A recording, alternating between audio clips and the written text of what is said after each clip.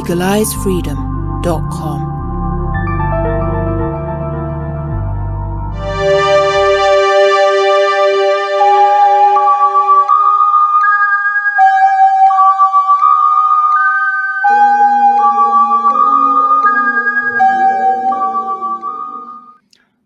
Hello, folks.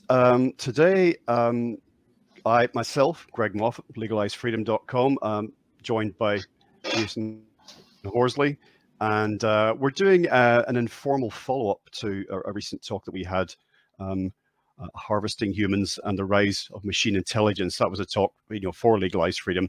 Today, it's a little bit more off the cuff. And you'll find information about, there's some show notes accompanying this video, which will help you navigate. It may be a good idea to back to that talk and listen to that before you get into this one. But we don't necessarily, I certainly don't have a roadmap for the talk today. Entities, I guess, is the, and what we're really dealing with is the headline. That's how we kind of advertised this today. So yeah, we're just going to start, and then at some point we'll end. And I think, Jason, did you say we'd be able to take questions as we go from anybody who happens to be sitting in on this? Yeah, I gave that option if people want to put things in the chat. Okay, well, as I mentioned, this is kind of a continuation, because when we did our last talk, I think we drew to a conclusion in terms of temporarily, if not, in terms of subject matter. And I really felt that I wanted to go a little bit deeper, and the talk that the areas that we were getting into reflect something that a dimension of our experience on the earth that I've been increasingly interested in exploring with many different authors, researchers over the last few years. I do remember a turning point very clearly. It was during the COVID era, so maybe like 2 or 3 years ago, and I was listening to a talk. I can't remember which talk it was. Maybe you remember, Jason, but it was one that you did on the liminalist talk, and out of that grew a talk that we did, which people can find at legalizefreedom.com, which I entitled, "What if some people out there in the world are not like us?" And I think that may have been literally, a quote from yourself in the aforementioned liminalist talk. And that's led me down. I read about egregores before, read about tulpas. All my life I had a sense that there was other dimensions to reality, the beyond the 5 sense and the 3-dimensional. But I had a sense that there was some kind of force or forces, or the phrase I used earlier, entities. There's something out there that's influencing us for good or ill. And it was as a result of your talk, that, the liminalist one that I referred to, this idea crystallized in my mind that at this time, one of the reasons that so many of us, if not all of us, are struggling to comprehend what's going on this planet is because our, generally speaking, hardcore materialist cosmology worldview is preventing us from thinking or believing or imagining that there can be anything beyond 5 senses and 3 dimensions. But if we let go of that, then suddenly we can begin to, it makes room for possibilities, if not understanding of what might be going on, quote unquote, behind the scenes.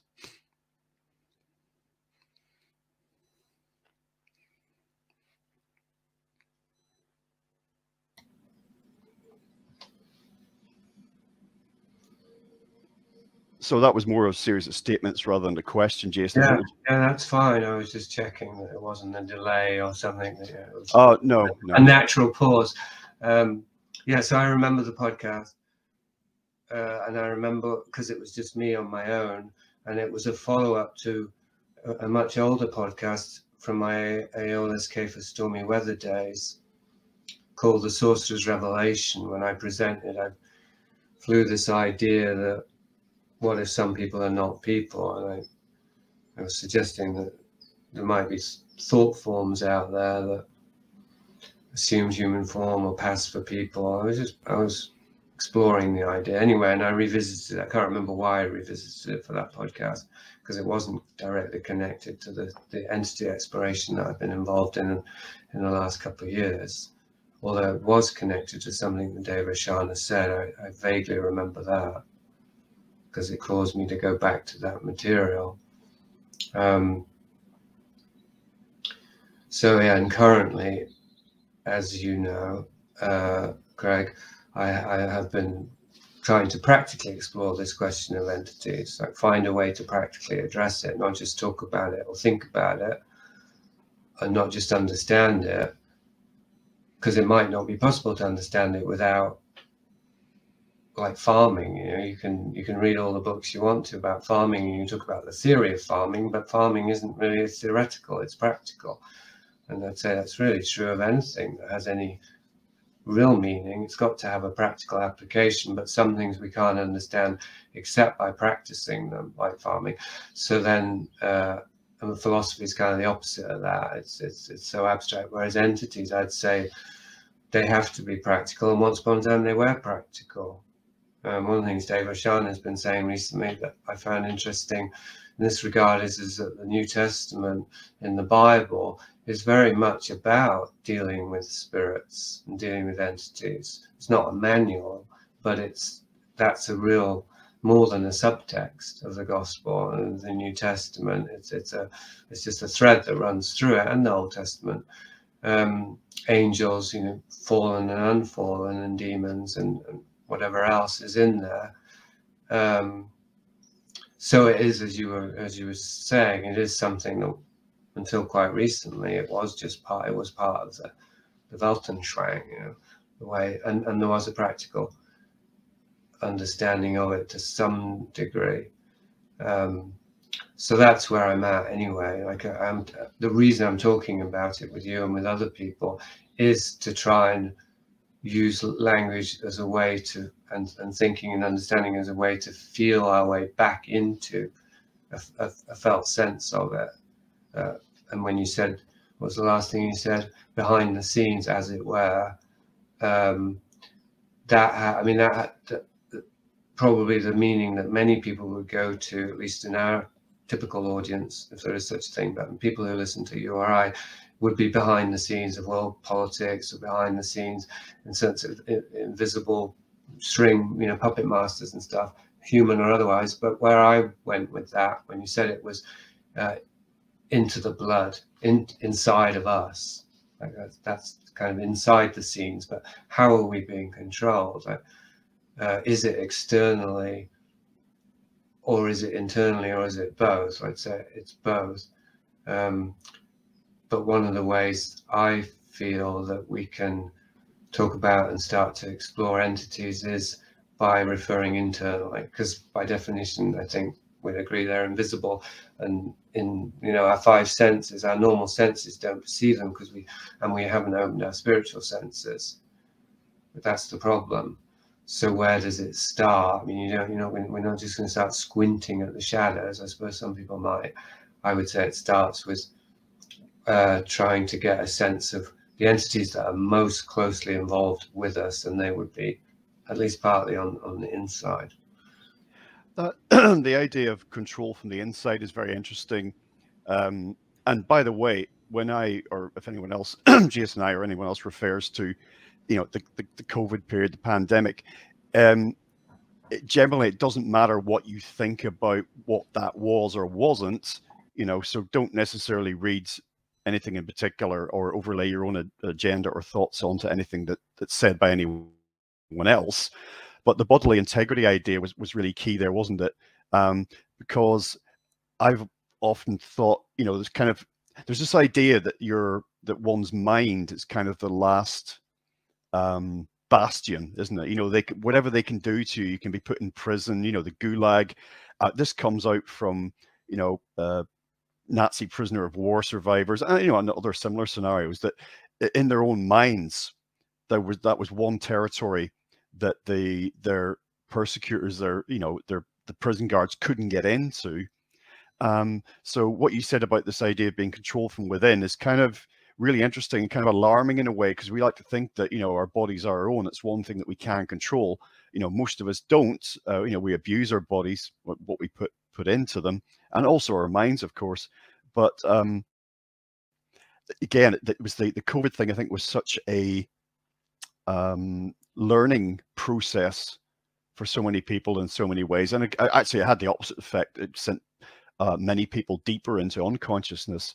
But the idea, yeah, bodily integrity, and in terms of entities, in terms of control and manipulation, is really, really interesting. And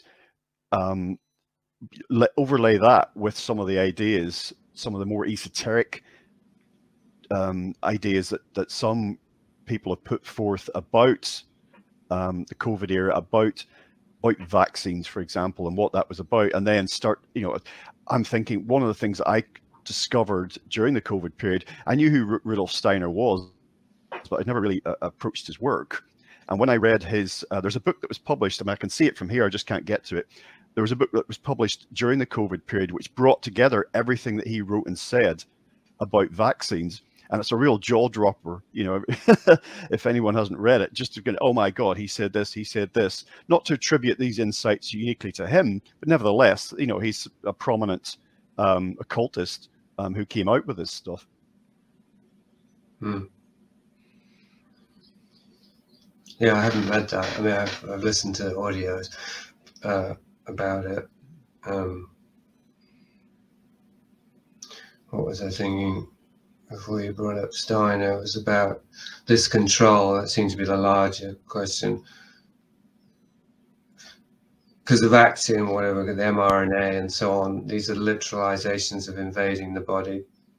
And maybe they're making it concrete. And this is, as I suppose everybody knows in the Bible, the mark of the beast. It seems like there is this association with the end times, or with a critical period in human evolution or spiritual destiny, where the imposition of demonic control becomes concrete and physical.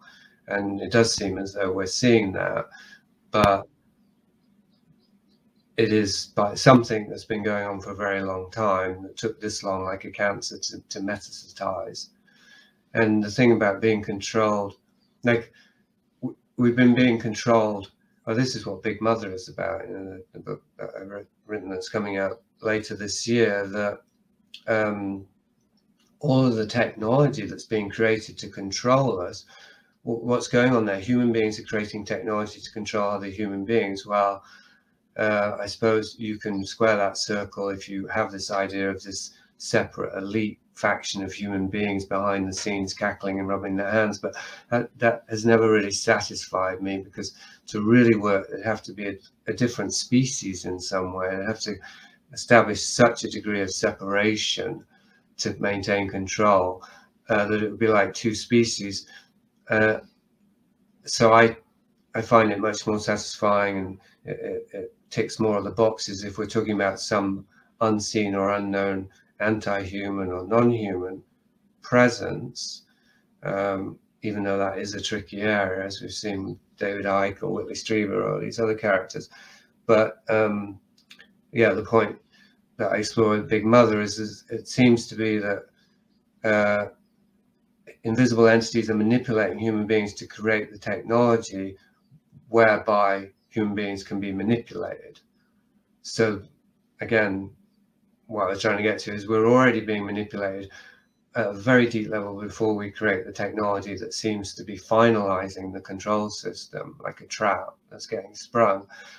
So then this question again, how have we been invaded internally? How are we being controlled internally? And why is it that we don't know it? Because that's the point you started with, Greg, is that it's a scary idea, and we like to think that we have control over our minds. But don't you think it's weird? Because I think everybody knows, not just a discerning, self-examining person such as you or I, everybody pretty much knows that they can't control their thoughts and their feelings, because their whole life is a testimony to that struggle. Like they're unhappy, they're confused, etc.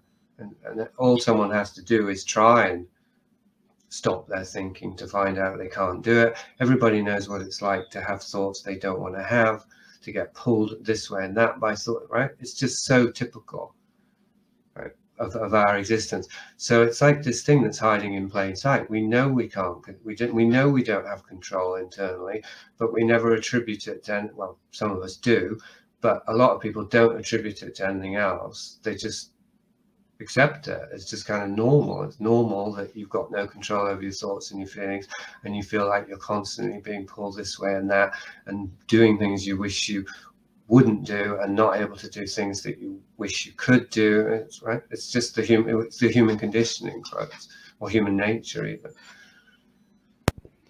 Yeah, what happens to the idea of the decisions being your own and free will in all of that? Yeah. In terms of technology, there's a book that I read again during the COVID period that I was drawn to by a Steiner scholar called Paul Emerson. He's no longer with us, but his book, excuse me, Machines and the Human Spirit, and he sums up Steiner's view. And again, I'm only just using Steiner as a sort of a benchmark. I mean, these ideas are not new, of different types of technology, and what Steiner refers to as atomic technology, which I think is, we could characterize as the technology that we develop against our best interests. The scientific and industrial stuff that gets done that appears to be, or is like destroying us. And I'm no eco-activist as such, you know, it's not that, but we do these things, like for example, in CERN, at one point, I can't remember when it was, a few years ago, and I don't know what exactly they were doing, but I remember the news headlines at the time. Oh, if we activate this device, it may, you know, implode the universe. Okay, right. Maybe you don't want to do that, but they're going to do it anyway. And there's a episode of the British science fiction series Doctor Who, where one of his arch nemesis, Davros, at one point the Doctor and he are in dialogue, and the Doctor says to Davros, Davos, sorry, no, Davros. I remember Davros. Yeah. So if you had a vial of some kind of germ or virus, little glass vial between your thumb and forefinger, and if you knew if you broke that, it would extinguish all life in the universe, or it might do, would you do it? Again, I'm just paraphrasing the dialogue now, and Davros says, what a fascinating idea. Yes, I would do it. You know? So there's something, again, influencing us without doubt, against our own interests, and causing this technology to be developed. And we see this today in the, the transhumanists and the, in AI and whatnot. And the people developing this are saying they have grave concerns about what they're doing, but they feel compelled to usher in this new technology, whatever the consequences happen to be. They feel compelled, and some of them will even say, "Oh, I think there's actually a more than 50% chance that this will wipe out humanity as we know it." But off I go to work. Right. Yeah, I just saw that. Maybe this is a bit of a digression, but I just noticed on somebody tweeted that Zuckerberg has cancelled his plans for a metaverse. Did you hear that? No, that's news to me. But I mean, even from a financial point of view, the whole meta thing's just been a disaster. If you're an investor, you'd have your head in your hands. Yeah. So no, that's absolutely news to me. Yeah. Well, I don't know if it's true or not, but it reminds me now of what it's one of the things I explored in Prisoner of Infinity, about the space, the idea of colonizing space, and the generation of ideas around space and space travel to make it compatible with a secular religion, or turn it into components of a secular religion, in order to really animate those ideas and give them the kind of meaning that would motivate people to try and realize them. So, I mean, obvious example would be people who grew up on Star Trek.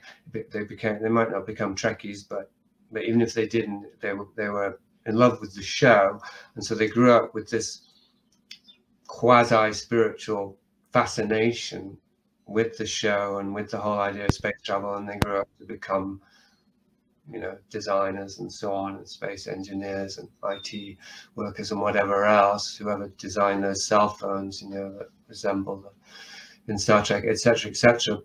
And all of this potentially is meant cynically just to keep the wheels of a, I could say capitalist, but I think that's a Marxist term, and but you know, a control system that depends on production and factory lines and enslaving people and so on.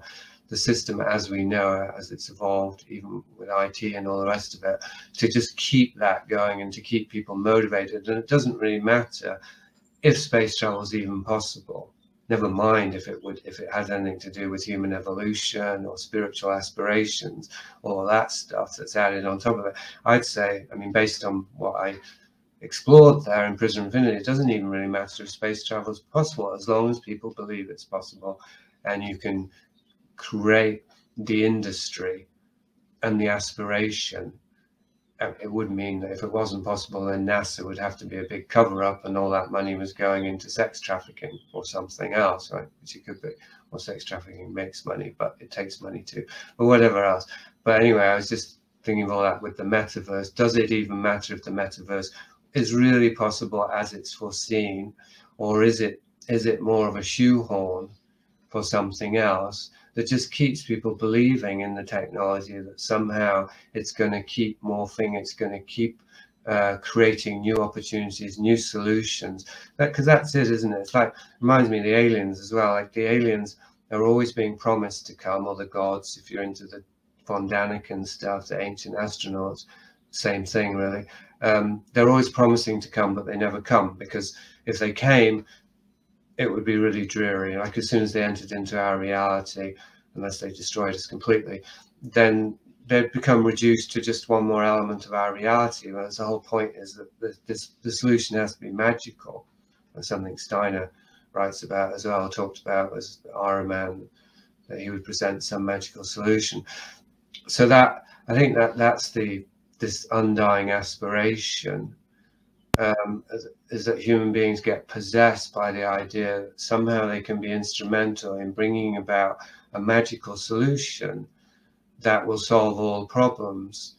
And so it's dissociative, to really crunch it down to something simple. Like, it depends on being dissociated and disconnected from reality, and it intensifies and aggravates the disconnection. And we're seeing literally with the solutions now are less about space travel and more about the metaverse and the cloud and transhumanism, uploading consciousness, etc. I'm trying to think of more, whatever's current really. There's a lot of variations, aren't there? But they do seem to be consistently to do with the reification of mentalized or imagery, and the rejection of and the debasement of just physical reality.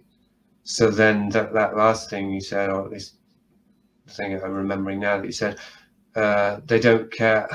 It might destroy humanity, but they'll do it anyway. Well, transhumanism, actually, I think it requires the destruction of humanity in a certain sense, because if you get to the point, if you take transgender, let's say, the desire to be in a different body, all the way to, or what I should say, if you take body dysphoria, the unhappiness with one's body, one's physical existence, all the way past all the last variation, then you end up with, I don't want a body at all. And that's transhumanism. Essentially, you can just become information, and that is destruction of humanity. If you're going to turn humanity into pure information, then you've just destroyed humanity. So maybe that this could be an example of an entity controlling a human, that the human doesn't realize.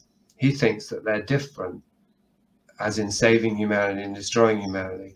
But to the entity, they're not. They're this, well, the entity doesn't care about saving humanity. That's right. It's not a.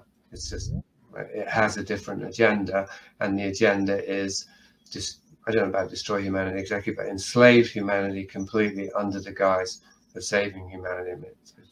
It's such a cliche, isn't it? We're talking about like the plots of bad sci-fi movies for 70 years, but we're in it. Yeah, I think even just from, I've read a lot of sci-fi in my life, and written and spoken about it a lot, and in all of that there's something. People have talked about bringing things into being, sort of like a spell. First you write it down, the sci-fi dystopia, and it starts to come into being. But I think in all of that there's more kind of been a knowing, and a lot of culture does this. I think it's us putting out ideas, thoughts, putting them out in a way that is apparently safe, because it's supposedly fiction, but I think within it is embedded a kind of a knowing about a direction of travel. And I think that's interesting in itself, because as much as you have, futurists and technologists trying to shape and design the future, I think in many ways within us there's a lot of kind of, how can I put this? It's like knowing where the direction that we're headed in, but without really consciously acknowledging it, if you see what I mean. And that's what leads to a lot of our discombobulation at this particular time in our development, I think. There's a lot of things I think that we're unconsciously aware of that we don't wish to acknowledge about our direction of travel. Yeah. And you can't completely suppress these things, so they have to come up. They might come up in dreams. We can forget your dreams, or they might come up through the culture in these distorted forms as movies and books and plays and stuff. That split between the conscious mind and the unconscious, the dissociated thing where we can be unaware that we're destroying ourselves or we're complicit with something that's destroying us, that sounds like possession, as in there's something in us that's driving us, and we think it's us because it's hidden its presence, but we don't understand. And even we're not conscious, we don't understand why we're doing certain things, and even to some extent the worst things we're doing, we're either unconscious of doing them, or we've somehow made ourselves unconscious that what the consequences are, so we can get away with it, we can keep on doing it. In occult terms, I've been reading recently and applying it to my own life, the sort of the concepts of the balance between and the interplay between karma and destiny on both hands, and will in between that, and how will can affect the balance between these things. The idea of karma being, if you think of just in former lives or whatever, but we're very much thinking about this maybe on a collective species level, something that we're unconsciously carrying, that for good or ill, usually ill, that doesn't serve us, but that we're acting out usually unconsciously, that we're not aware of. You'll see this in your own, not necessarily you, Jason, but anyone listening to this now, you'll see this in your own life by things that you do, things that you say, whatever it happens to be, that you don't recognize as yourself. That's not me. Why did I do that? Just think of it as like, in whatever metaphorical terms, waking up with a hangover. Why did I get drunk last night? That wasn't me, or I don't like to think of myself in that way. Well, then what is that? It could be, that's what karma kind of is in a way, something that's being held over from the past, whatever, collectively or individually, or both. Destiny being that kind of higher thing, the thing that you aspire to, the way you like to think of yourself, the thing, where you think you're headed, again, where we think we're headed as a species, and then will being how much you can exercise that. And this is, I think, what we're really struggling with, where we find ourselves now, how much you can drive towards, destiny, and leave aside karma, that which has been processed, or whatever it happens to be. So it's just, that's something I've been reflecting on.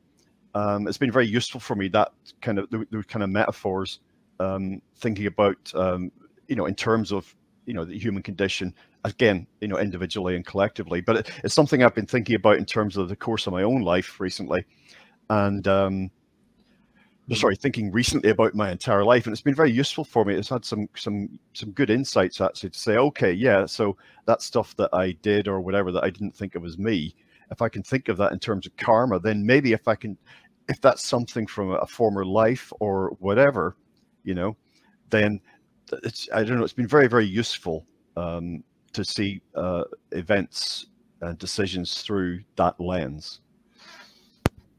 I'm wondering if it, because what I mean, one could, I might want to transpose karma, because that's an Eastern term, with ancestry. That would be pretty similar and pretty close, wouldn't it? Like ancestral patterns that we've inherited. Yeah, yeah, absolutely, yeah. And they capture us to some degree.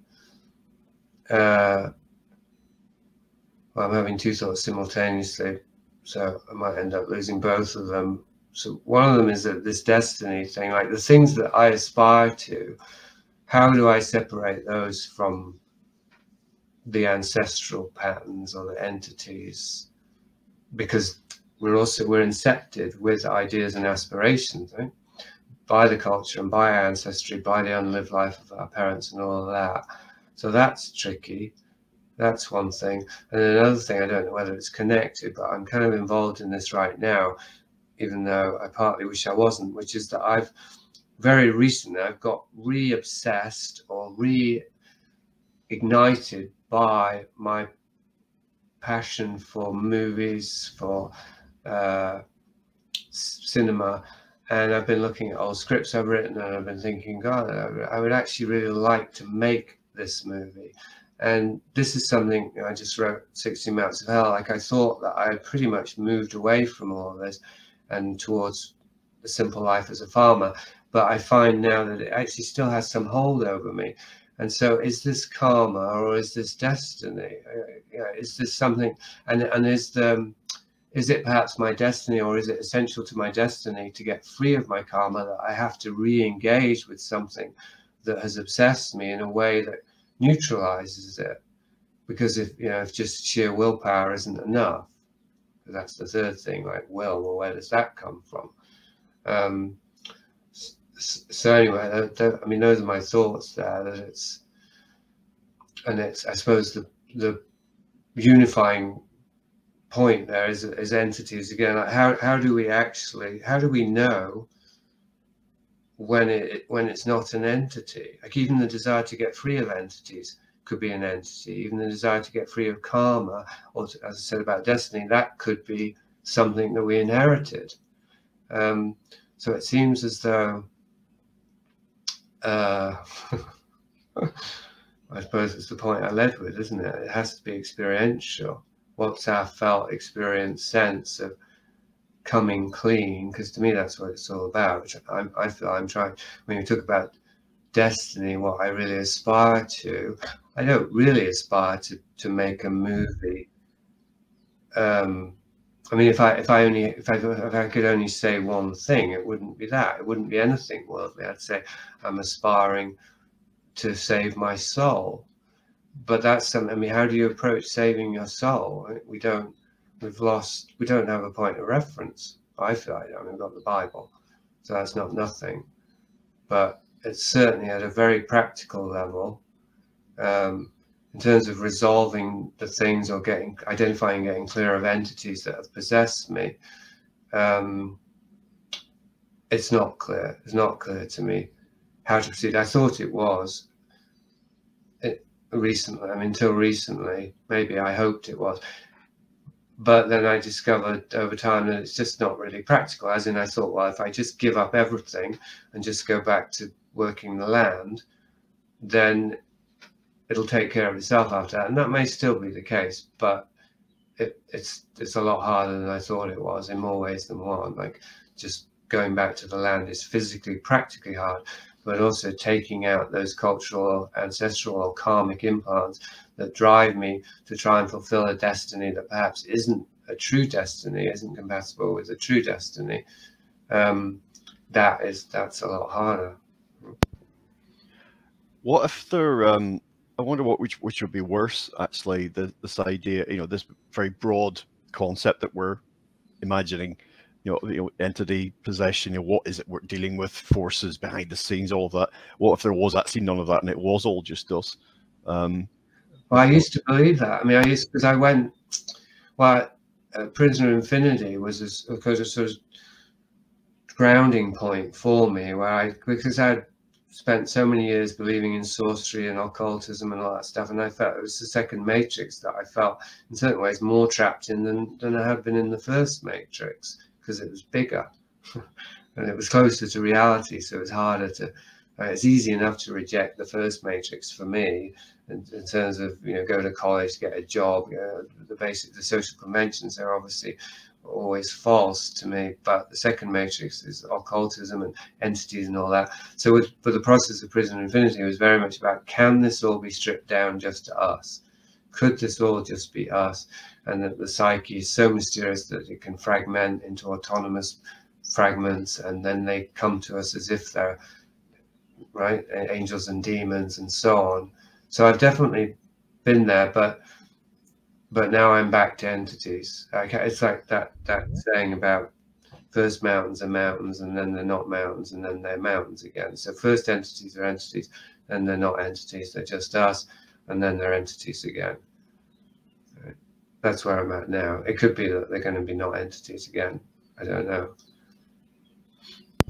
I remember just speaking about entities, this idea there being something else going on. Again, not a new idea to me at all. And by the way, when I've used the word occult here, I'm simply talking about hidden, esoteric, that's which beyond our immediate perception, etc. Not necessarily talking about any particular belief system or anything like that, or any practice. Right. During the COVID period, what brought me back to the idea that there's and more powerfully than ever, I think, in my life, there's something else at play here. And this isn't just human beings doing these things to each other, was the cruelty to children. I'm not a parent, but I've got friends and relatives who have children of various ages. So sort of in a third-hand way, I've kind of experienced the upbringing of children. But that was one of the most disturbing things, if not the most disturbing thing, during the pandemic period, was the way that children were allowed to suffer.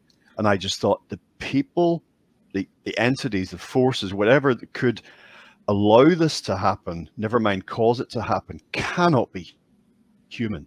It just cannot be. Surely humans, and we've seen this throughout human history as well, haven't we? Like I mentioned the Nazi death camps, things have happened throughout human history. You think, can that really be one species doing that to itself?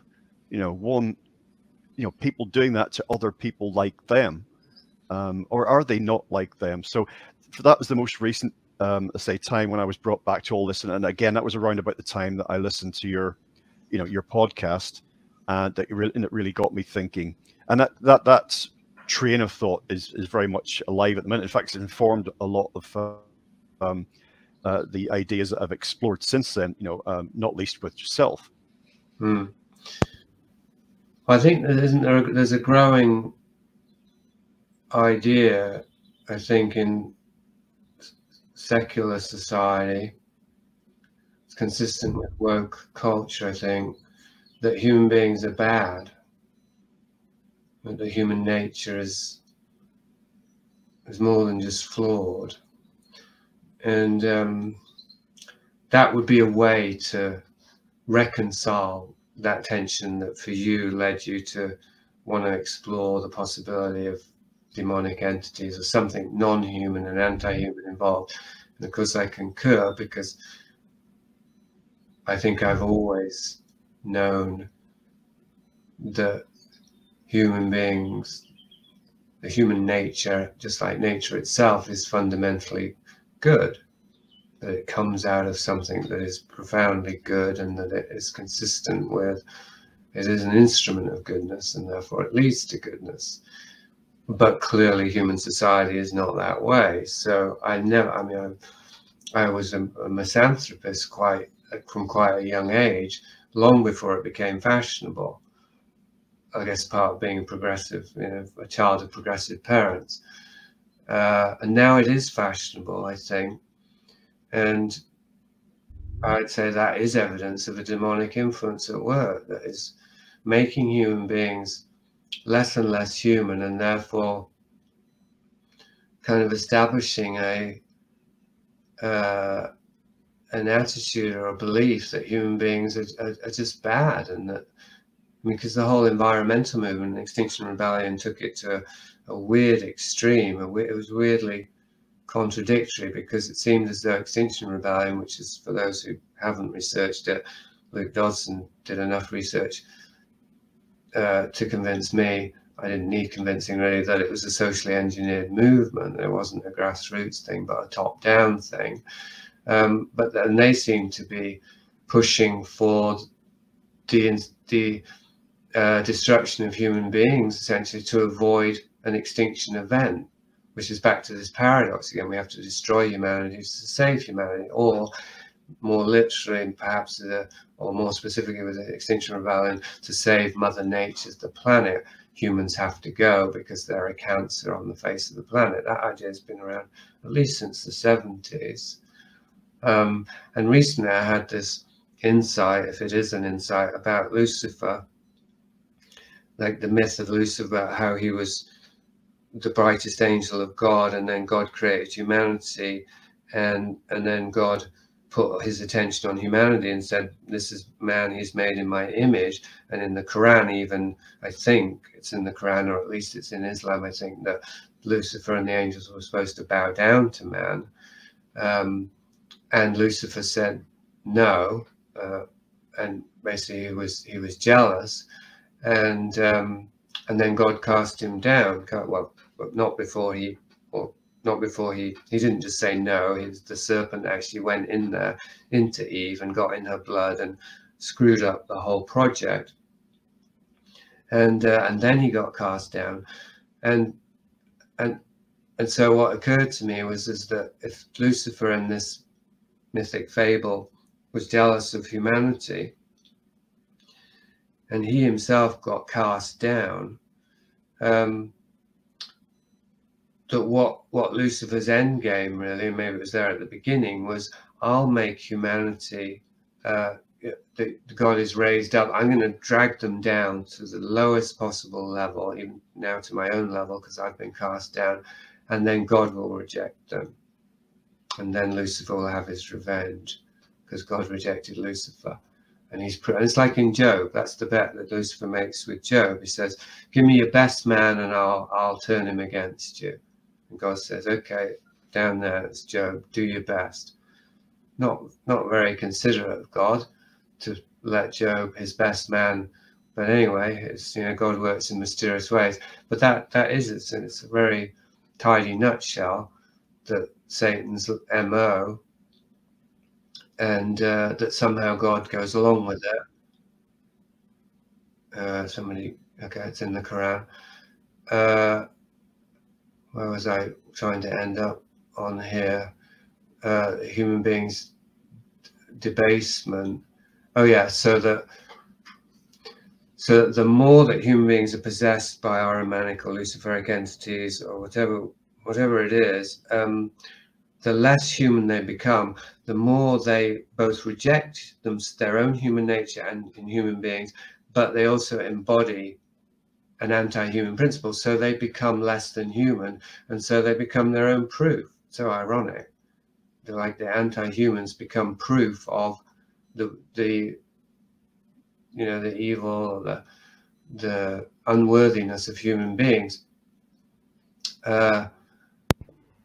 And so, I don't want to say even you or I, but even those humans who are most aligned with goodness, or trying to be, we end up with kind of the inescapability of considering that most human beings, perhaps a majority that seems to be, the mass momentum, the mass that is creating the momentum of human self-destruction, are not human. They appear not to be human at some level. I mean, this is where it gets tricky, because as you probably remember, Greg, I worked in the thrift store, so I was dealing with hundreds of human individuals a week, and in a weird way, in a weird way, it confirmed this idea, but it also contradicted it, because I was constantly dealing with human beings who in many ways seemed less than human, but they also did seem human to me, and I was always mostly able to have a compassionate response. So I think it's a really difficult thing to talk about or to understand. There's an anti-life force that's taking over the human species, kind of one body at a time, and it's probably unlikely that you or I are going to meet somebody who is completely taken over, because they're probably at a very high level of society.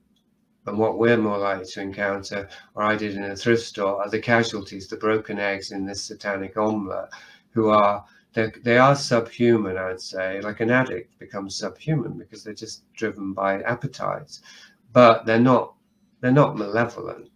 They're kind of unconscious instruments. So they're closer to, I suppose a hungry ghost would be an analogy. Like a hungry ghost isn't really evil or malevolent. It's just that it's just this vampiric appetite that can't make choices, because all it can do is feed. So that's a junkie. A junkie doesn't really, I mean, it's more obvious compared to other humans who aren't junkies that person isn't making, it doesn't have free will. They can't make choices because they're just so driven to get the heroin that everything they do is about getting the heroin. And then when they get the heroin, of course they don't have free will, because they're just going to shoot up, and then they're just totally spaced out in another world. So that's a very stark example, and it's not, you know, it's very close to home to me. So I'm not talking in the abstract. My brother was a heroin addict, and my brother-in-law died. They both died of heroin overdoses. So it's very tragic, and it isn't just you know, the walking wounded of the lower class. It spans the whole spectrum of society.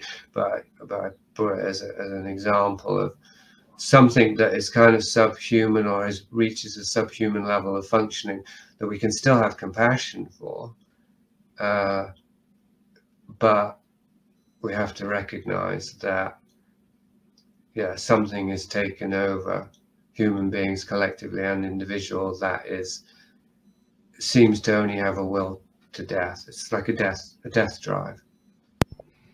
Yeah, the science fiction metaphor for all that is like Invasion of the Body Snatchers, isn't it? You know, that sort of there's entities, or there's a force, a non-human force that's taking over the species, but for whatever reason, a handful of you know, humans in that case remain immune, or they could see, or like John Carpenter's film They Live. You know, again, there's the same, you know, three-pronged kind of situation unfolding. And I suppose it's like also, you know, in Dracula, for example, there's a few, well, just the idea, there's only a handful of vampires, but there's a lot of Renfields, you know, in service to their master. But they weren't once like that, and you know, the possibility maybe still exists for them to be, you know, to be redeemed if their master is slain.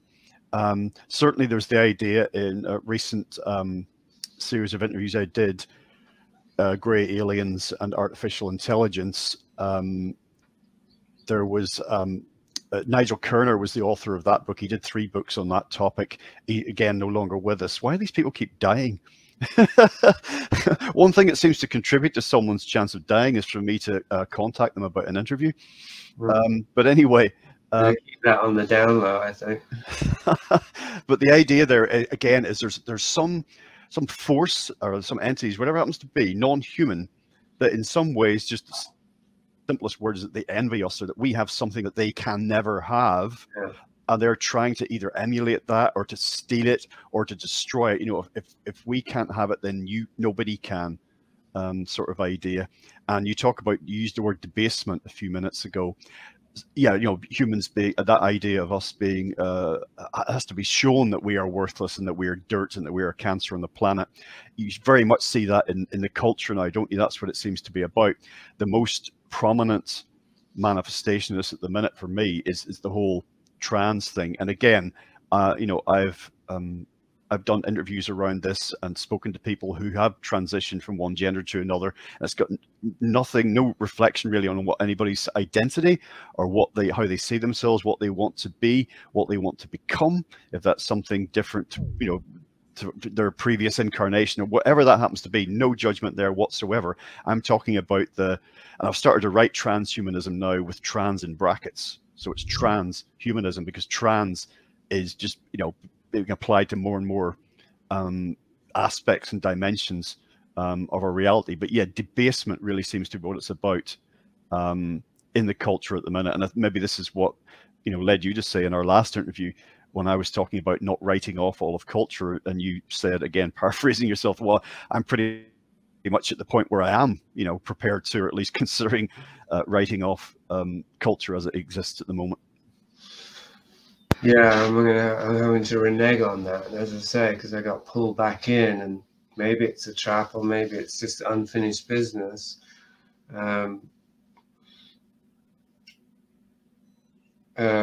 What was I thinking about there?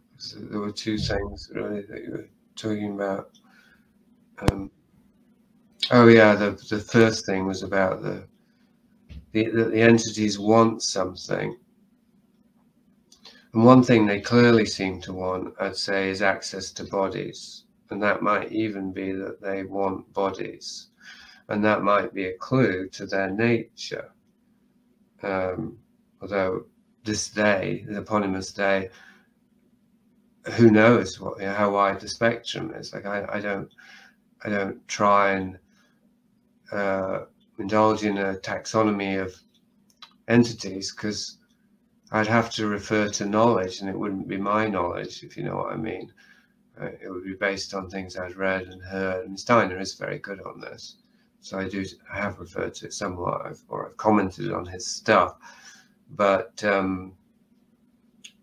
what was I saying? Yeah, a spectrum of beings, entities, yeah, including perhaps hungry ghosts or ancestral fragments or what have you, that want access to bodies because they once had a body and they're having a really hard time without a body for whatever different reasons. I mean, the most obvious thing about hungry ghosts is that, I think, although it relates to this, is that if somebody dies and they've got all of these unhealthy attachments to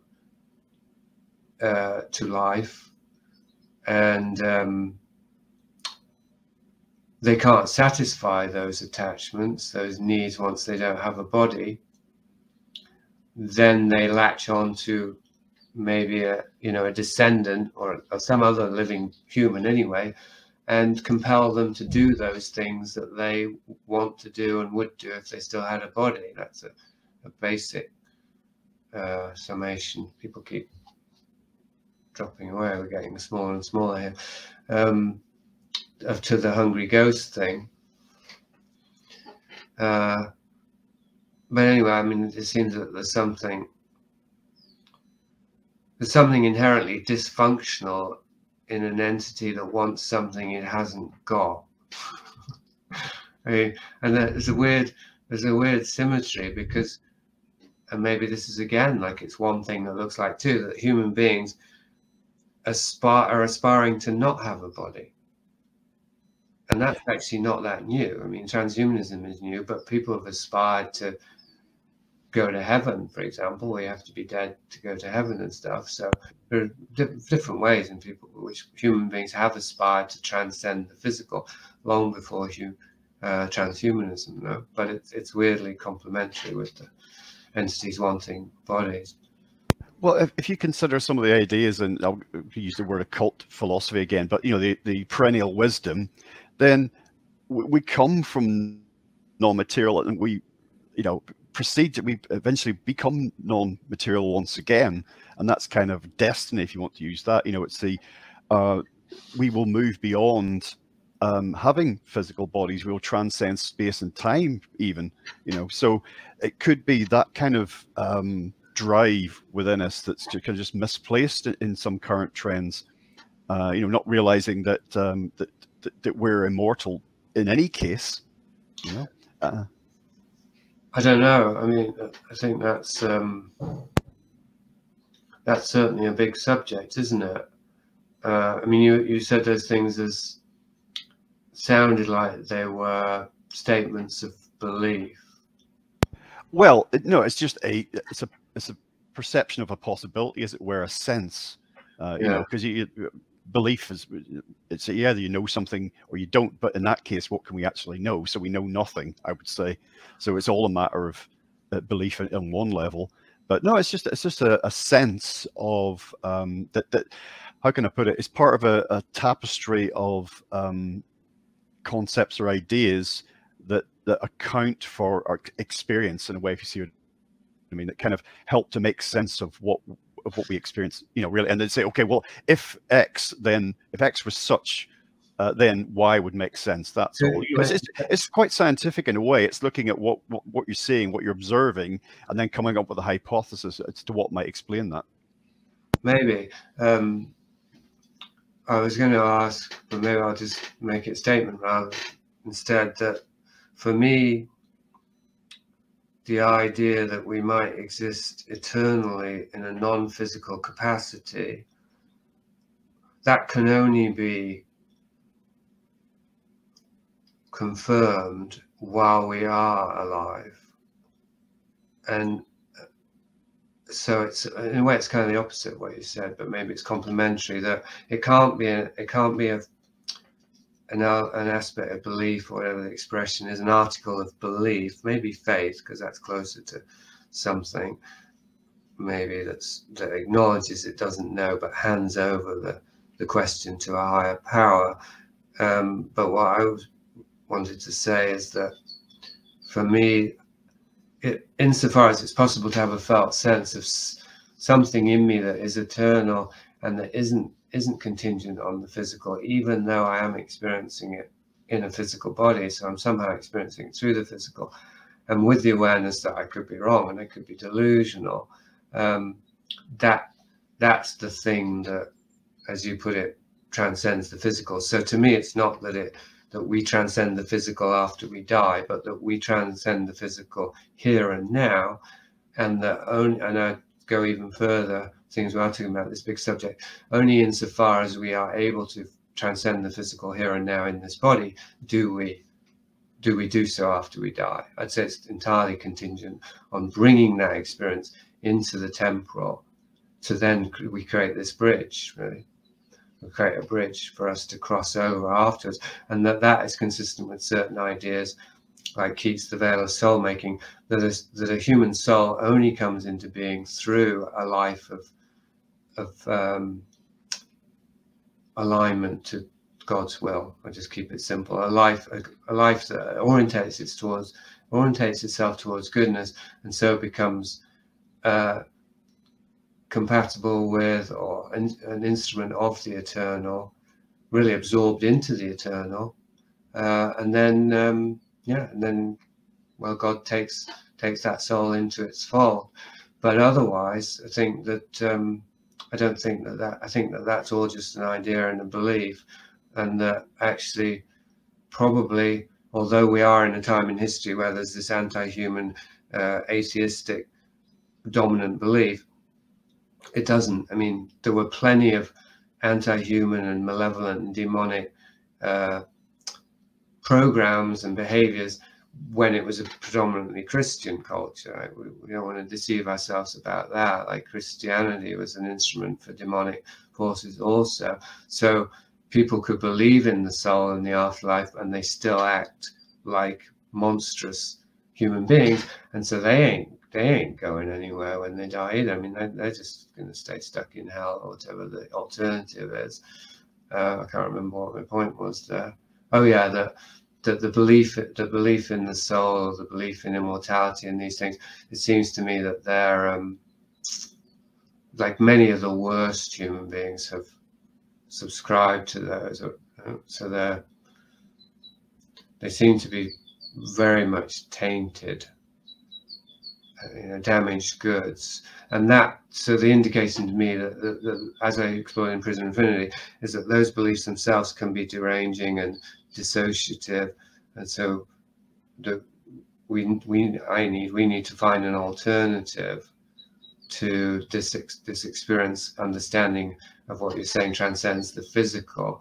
And to bring it back to our today's subject, I think it has to do with entities, because many entities, they do transcend the physical, and they may well be able to whisper in our ear that we're going to go to heaven, or we'll be as gods, and so on. And they may even be able to create these bardo realms or what have you, where we think, etc., etc. So there's all kinds of tricks and traps if we don't develop discernment of spirits. I mean, this is the classic bardo realm thing, isn't it? With Buddha, he gets all these temptations from the spirits. If he isn't absolutely rooted in his center of knowing, if we're not absolutely rooted in our connection to reality, then we're going to get tricked and trapped by these entities. And how do we get rooted? Well, again, it has to be while we're in this life, and we're actually constantly being beset by these entities, and we don't even know it. So we keep going along with them, and so gradually we run out of time, right? because in this context, our life is a period of time in which we get to say no to all the entities, like Jesus in the desert, in time for dying. Like if we manage to say no to all of them, then good. We're pretty much in the clear when we die. It might still be rocky, but basically we know, I know you, I know you, I know you, right? All the ones that come to trick us, we've already identified them. Well, yeah, then otherwise you're back again, I have the, again, sense. I'm absolutely convinced in as much as I can be in any kind of like non-material evidence sort of way that I've done this before, whatever this is. This isn't new. I don't feel like this is the first time I've had this strange dreamlike experience. I have that feeling too, but I also have, sorry to interrupt, but I also have the feeling that time is an illusion, and I'm going to say why. That it must be an illusion, because I also have the feeling that this is probably my last shot, that we've run out of time. So for that, no more incarnations, and if they do incarnate, they're going to incarnate into the Borg. So it's worse than non-existent. So what are the odds that we'd happen to be born right at the end? It seems too improbable. So then I think, it must be, we must have somehow created a fictional interpretation that includes reincarnation as a way to at least, it's like second matrix, at least extend beyond, because we know it's not what it seems. And then reincarnation, well, okay, but it's still fictional, because, as I say, like, it's still time bound, right? How many lives do you get, and what happens when you run out of lives, right? It's still linear. So somehow it doesn't, even though I agree with you, I feel also I've been here before, I've done it before, but I can't believe in reincarnation, because when I actually start thinking it through, I meet these contradictions. I just throw up my hands and go, I don't know. All I know is I'm here now, so I better just act as if this is my one shot. Oh yeah, I think that's the approach to it, isn't it? It's like live every day like it's your last. Yeah, that's absolutely the right approach. It's like, if not now, then when? Exactly, because it won't get easier. If we even if we get a second chance, if we blow it this time, it's going to be harder the next time. Yeah, absolutely. Yeah, and that's what it's meant to be. To use a word like an ascension, it's not meant to be treading water, not meant to be going in circles. But of course, that's it's what a lot of incarnated beings are doing. That's but that's not the. It is meant to be a progression. I say, you moving through different states, as it were. It's the best way I can put it, I think. Yeah, well, it's evolutionary, isn't it? I mean, that's another problem I had with it, because it seemed consistent with this idea of evolution, except it's spiritual evolution. I don't know, Steiner was into it, so maybe, but because the Christian thing is more, it's still linear, but it's leading to the end point, and you've basically just got to get right with God before Jesus comes back with the fiery sword. Yeah, that's just a matter of time, space. our space-time perception, isn't it? The idea those things are not fundamental. I've said this until I'm blue in the face.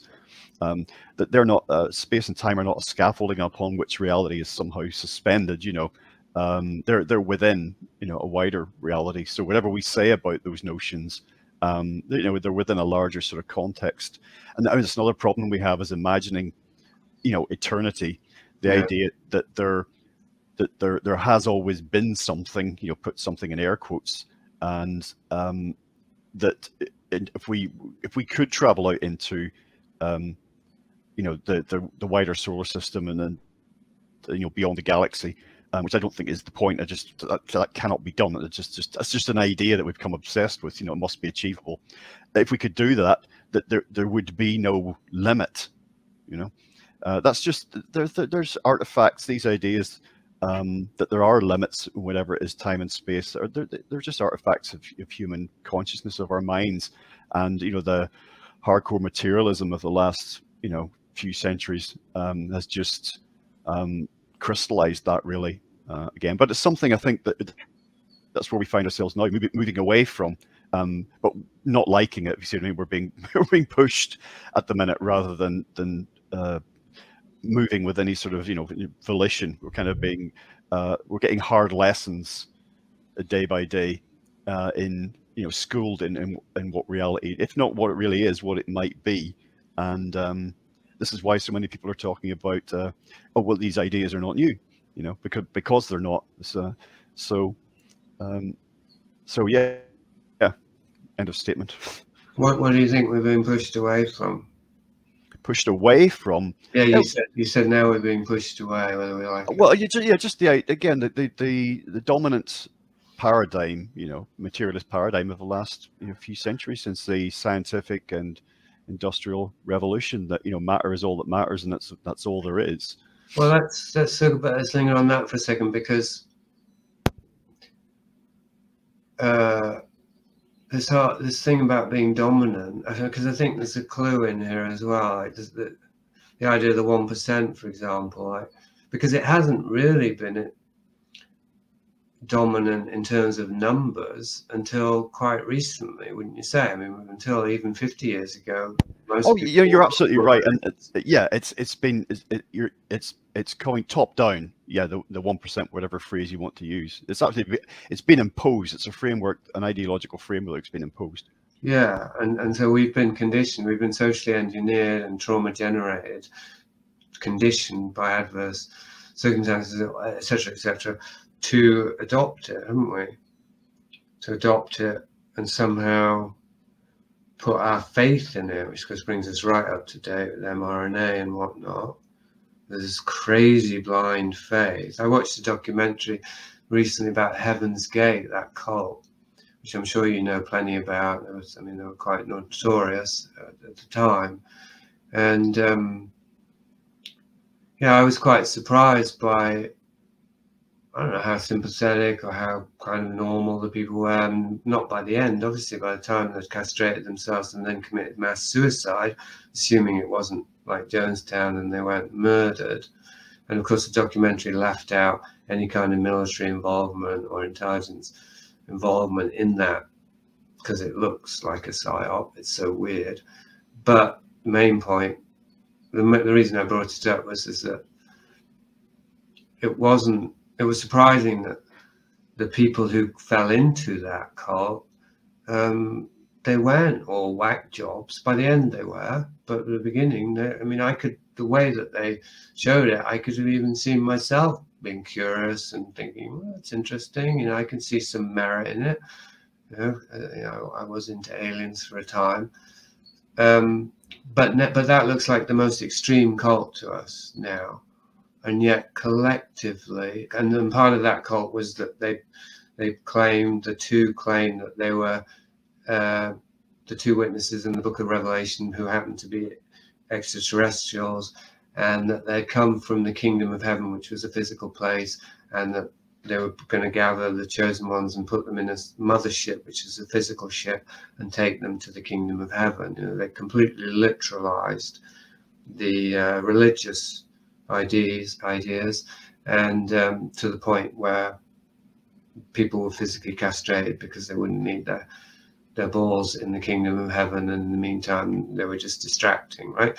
So that means it's a really stark example of what happens when a religion possesses people. It's not a religion really, but a fake religion possesses people and becomes so literal and so materialistic, and we're seeing it at a collective level now with billions of people who've taken something into their body, have submitted to an experiment basically out of blind faith in this thing called science/big pharma. Like, how did that happen? Not only did the scientific method get co-opted by scientific institutions and become science, which doesn't even have to use the scientific method anymore, right? To identify itself as science, but then that got spliced together or made synonymous with big pharma, which is a corporate industry of, you know, medical experimentation and drugs and stuff. So when we talk about mission creep, it's so far from what science was supposed to be, and yet in the process raising up science to the level of religion. I can't remember where I was going with this. So well, we got millions of people now who don't think they need their balls. You know. Well, that's literally true in the case of trans people. Well, it's exactly the same thing. We lived through the cult of COVID, and here we are now with the cult of the trans cult. And you know, I again reinforce what I said earlier about sexual identity and freedom and people being what they want to be. But well, why do you make that qualifier? Because just because of pushback that you get. I did it.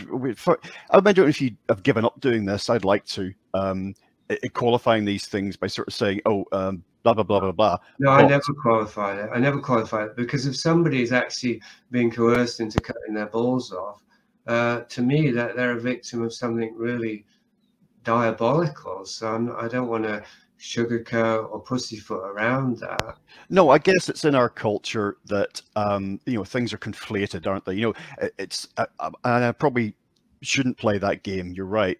You sort of put these in little caveats in because you're trying to explain. You say, in what I'm saying, I'm not saying the following. You know, yeah. In passing, making a statement about a certain situation, I'm not saying that people shouldn't be able to do, you know, X, whatever it happens to be. That's all, because it's used because we live in such a black and white culture. You know, you're either with us or you're against us. It can be if you're exploring, you know, as we do in things, you know, nuance, color, you know, variation, how things can change, how things can be seen differently from different angles. That's not really a popular platform, is it? You know, you either got to just like you're either, you know, one thing or the other. It was summed up in the wake of 9/11, memorably by George Bush, the poor idiot boy Jr. You know, you're either with us or you're with the terrorists. Yeah, and it's a slippery slope actually, because the fanatics who can't tolerate nuance, they well, I don't want to even say they, because there are qualifications I make. Maybe if I say they, I'm talking about the entities. But this isn't really about human individuals, so I will make that qualifier. But the apparatus of the ideology is designed to be a slippery slope. So if you go along with it a little bit, the next thing you know, you're having your own balls cut off, right? You start with figuratively castrating yourself and you end up literally doing so.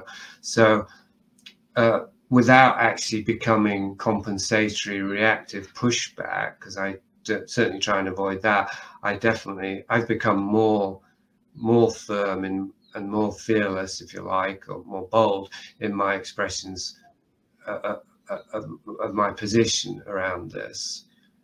Because I think it's more effective as well, actually, because you find that the thought police, they back away from people who don't show any guilt or hesitation, because they know it's hopeless. Whereas if you start to qualify and apologize, they're all over you. Yeah, well, I guess it's true. It's showing a sign of weakness, isn't it?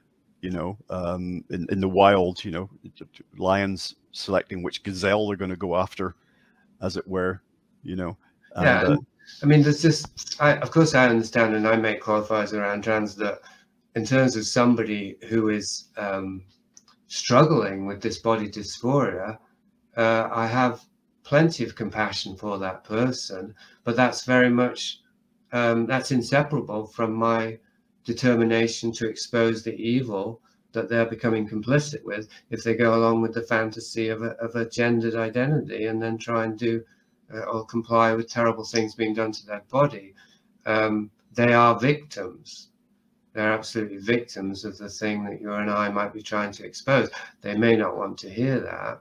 And obviously the activists want to cut our heads off, never mind our balls for saying it. But that's too bad, isn't it? I mean, you can't help somebody if you're not willing to tell them the truth. Oh yeah, and you've just expressed more eloquently than I did, you know, what I was trying to say earlier, really, I think. But all of what's going on around that agenda, for example, and a lot of which went into overdrive during the pandemic period, that does serve this agenda to disconnect us from our reality, whether it's from our own bodies or whether it's from, you know, from nature itself. You know, think how we were prevented from going into nature, you know, during that time. You know, people being sort of moved along or arrested or whatever, you know, for sitting on a park bench. This gaslighting, this the cognitive dissonance that all of the blatantly contradictory you know, ideas and information coming out of the culture and what that generates is certainly doesn't serve us at all, but it does serve an end, because on one level it literally doesn't make any sense. But if you step back and have a look at it, you know, what effects is it producing, then you can start to see a pattern. I think you know, literally up is down, left is right, you know, black is white, wrong is right. And you know, that either that's achieving something in itself for whatever agenda, whatever entities, or it's laying the ground for something, or maybe a bit of both. Yeah.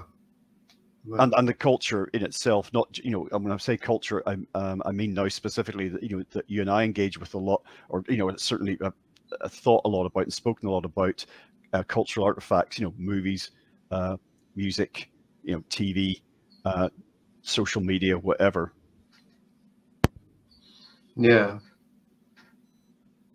Yeah, and it does make it easier to uncouple oneself from the toxic anti-life forces, which work very long and hard to create bait for us, to keep us subscribing to their agendas and their ideologies. It does make it easier to unsubscribe and uncouple the more toxic it gets. If we're, you know, with culture, I've been trying to stop myself watching TV shows and movies over the last few years.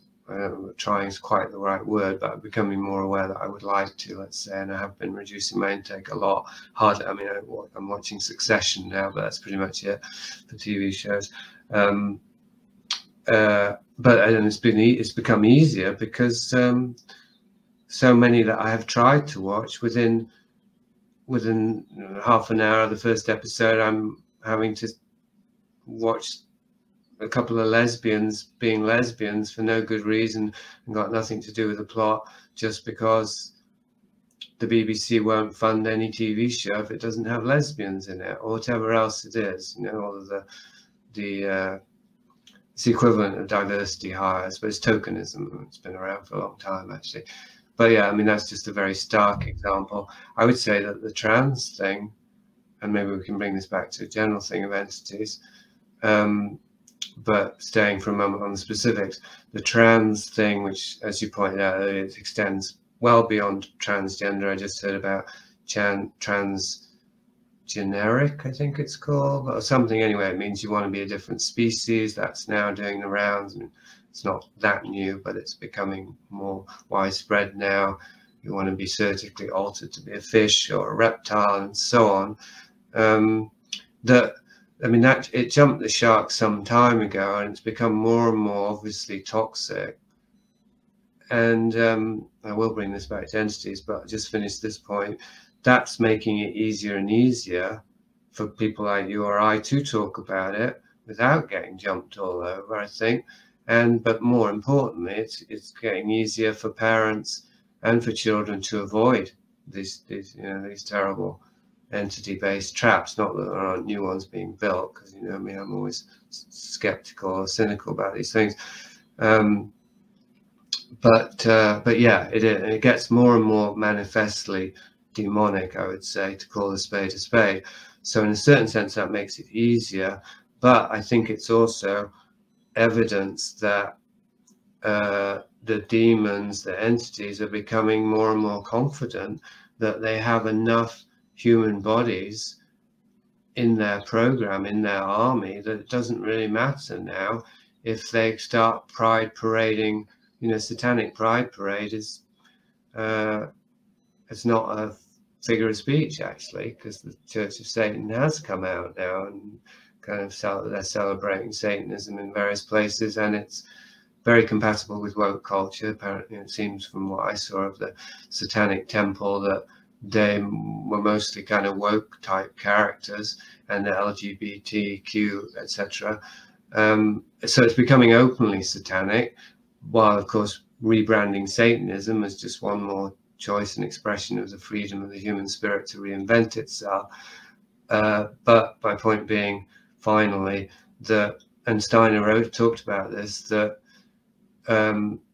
as the Ahrimanic invasion unfolds, he didn't call it that, the difference between good and evil will become more and more apparent as human beings who've given themselves over or been taken over by dark forces. It begins to show physically. They actually become physically altered, so that the entities, I mean, you imagine an entity takes a body and then it wants to what's the word they talk about now for body modulation, what do they call it, body modulation or whatever. But anyway, the entity wants to reformat the body so it's more comfortable, more fits the entity's own appearance of itself.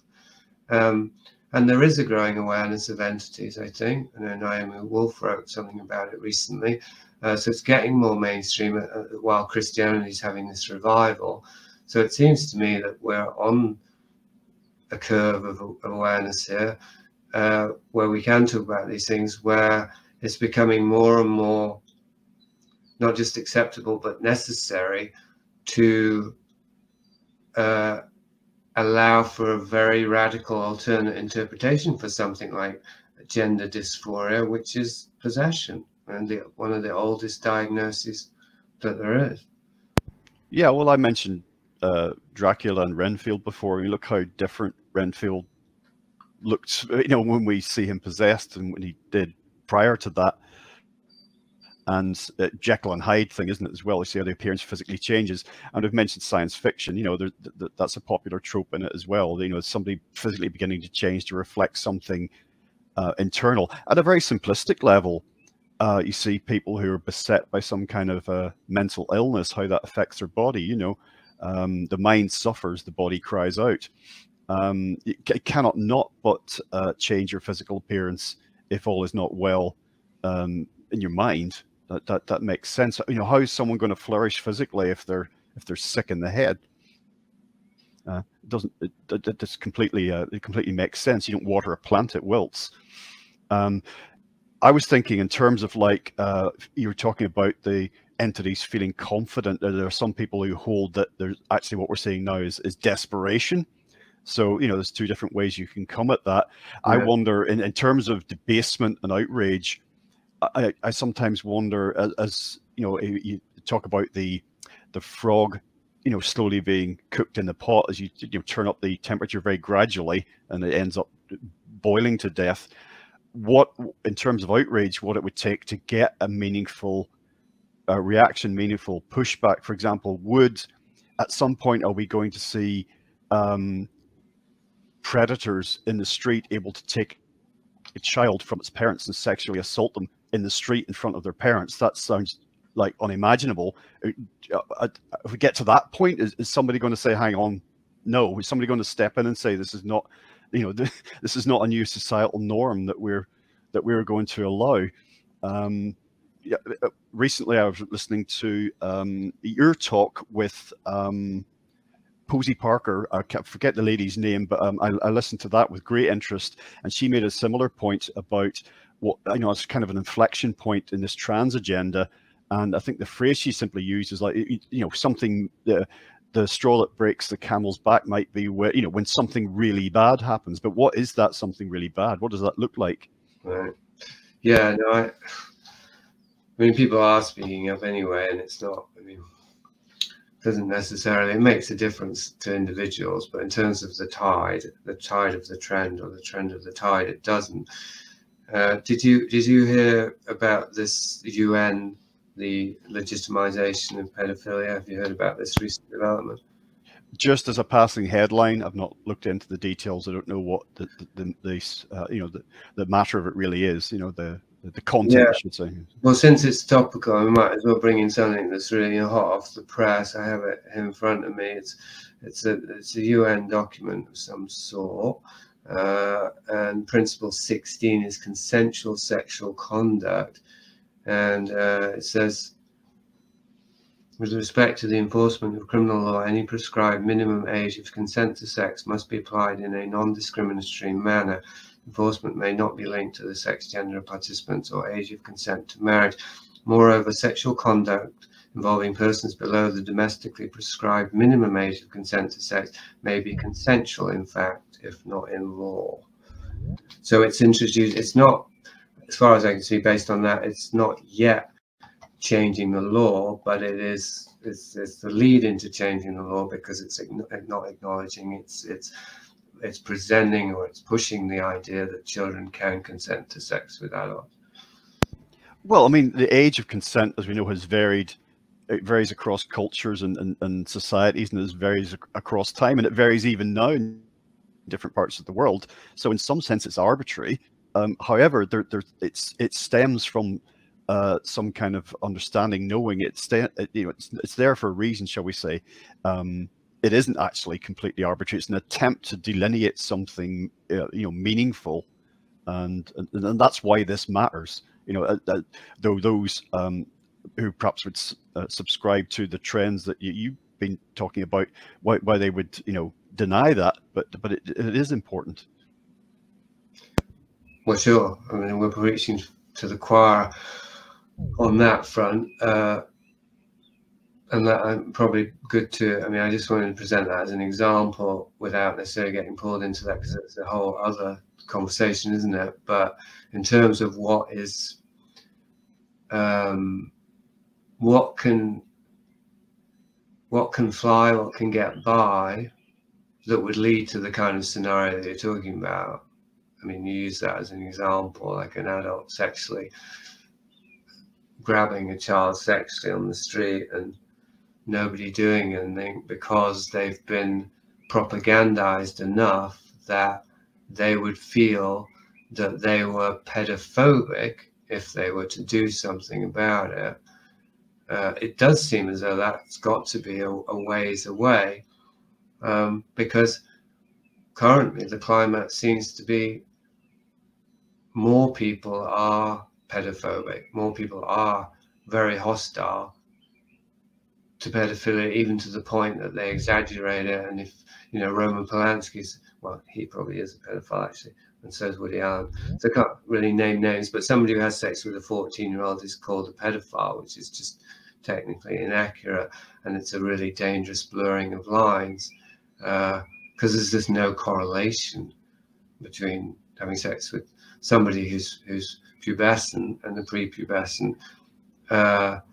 But anyway, my point was there that there's a lot of moral outrage around pedophilia that's misguided. Even this, you could even say there's too much outrage, seeing as it's not directed, it's not organized, it's not conscious, and so on. So there's probably some sort of schismogenetic program going on here, which is, because you could say with homosexuality, like homosexuality was around for a long time and it was kind of tolerated. It was just certainly in the high classes, I'm not sure, but anyway, but there was a period leading up to it becoming legalized and normalized, in which there was growing awareness of the intolerance of homosexuality. And that may have been engineered even to some degree. Like, not only do you increase the awareness of intolerance of homosexuality, well, you can increase the awareness of the intolerance by increasing the awareness of the thing that people are intolerant to. People can be managed at a mass scale in that way.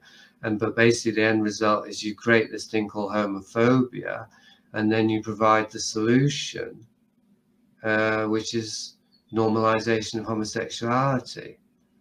And then what gets lost in the shuffle is, what is homosexuality? What is its relation to sexual trauma, to emotional incest with the mother, to etc., to dysfunctionality, rather than it just being this totally normal, healthy thing that should be celebrated. That you can actually get thrown in jail as a therapist if you try to help somebody to not be homosexual, even if they want to, right? So that was a pretty rapid curve. So it could happen with pedophilia, absolutely. And that is, the woke culture is, I think, trying to celebrate pedophilia as we speak. Anyway, it's interesting because you brought that up as for you that was the tipping point to the acknowledgement of entities. The thing of the malevolence towards children. Yeah, very, very much so. Yeah, and that again, I mentioned that in the COVID context, but very much we see that now, in the trans agenda. Absolutely, that pushback that you described, the sort of that you said was, because it was unfocused and maybe not completely not conscious, shall we say, that maybe there was too much of it. But that pushback, I think, is an instinctual thing. Maybe that's why it isn't focused or fully conscious. But the discombobulation, the cognitive dissonance, the gaslighting that I've referred to off and on throughout this is part of trying to cloud that. I think that, our knowing of wrong and right, a basic understanding. When I see things, I think, that's good. I don't even have to think why, or that's bad. I don't even have to think why. I just know that it is, and I'm confident in that. That instinctual drive, I think, is a lot of what moves us forward. It's evolutionary. It keeps us alive. Often as not. And I think there's definitely a war against that. Trying to tell us that we can't trust any of that, and that these opposite, wrong is in fact right. Black is in fact white, up is down, and you cannot trust your never mind your five senses. You can't trust your kind of your inner knowing, your gut. Those things that, as I say, can make the difference between life and death, or any other kind of situation like that. Yeah, it can encapsulate that with the tolerance, the ideology of tolerance, which basically has zero tolerance for intolerance. I mean, never mind the paradox of that, but it's like also like the woke thing is that you cannot judge. And if you do judge, you will be judged. Like the one thing you'd be judged for is if you judge others. That's a different way of putting the thing. That the only thing that can't be tolerated is intolerance. That's what you're talking about there. That's the all permissive age. Nothing is true, everything is permitted. That's postmodern now. It's woke culture, and that's a smorgasbord for entity feeding. That's absolutely what it is. I mean, that's how I see it anyway. Anything goes. Anything goes as long as it's it's the latest thing. It's the current thing. Anything goes apart from that which does not go.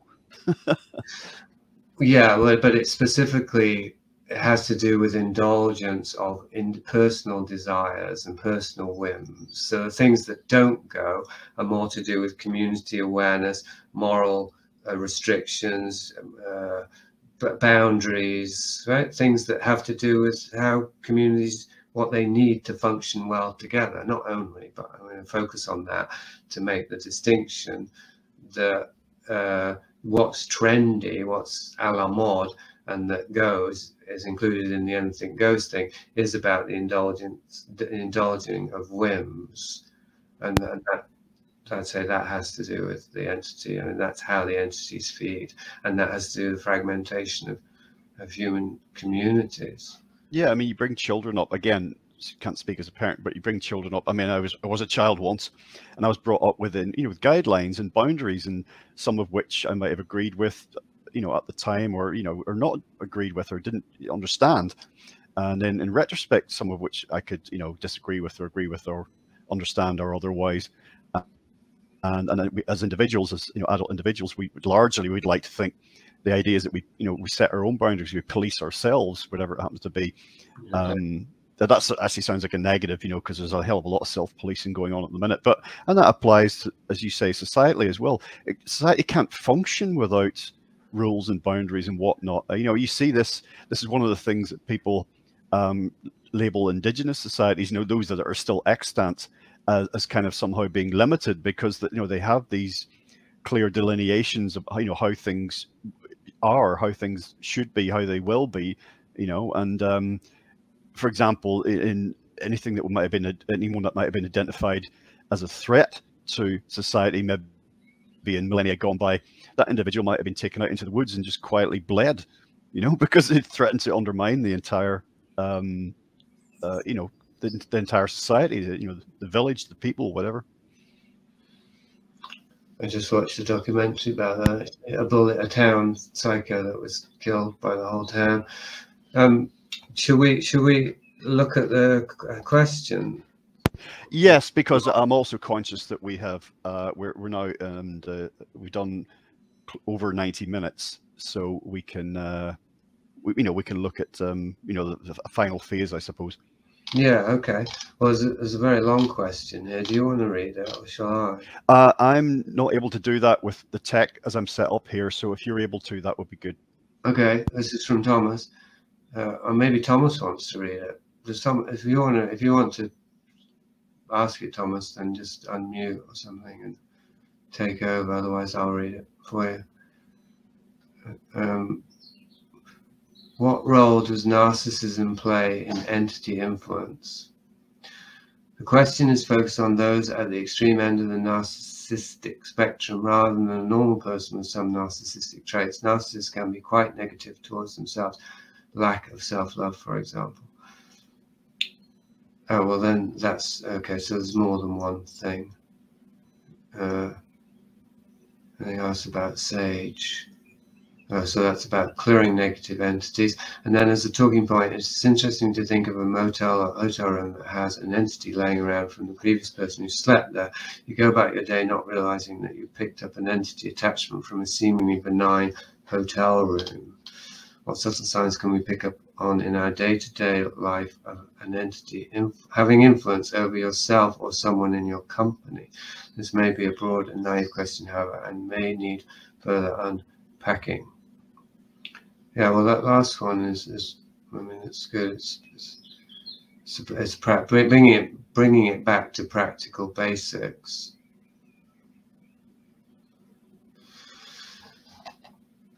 Yeah. Do you have any comment on that, Greg? Do you have any experience?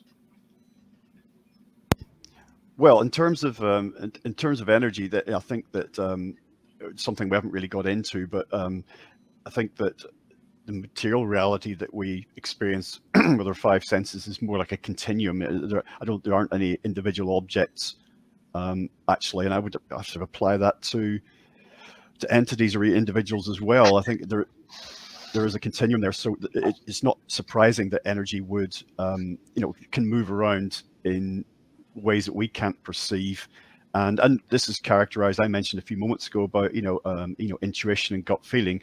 This is why we have things that we call I've got a bad feeling about this, and famously this is can be recorded in in buildings. For example, buildings absolutely can take on character. Events can resonate through time.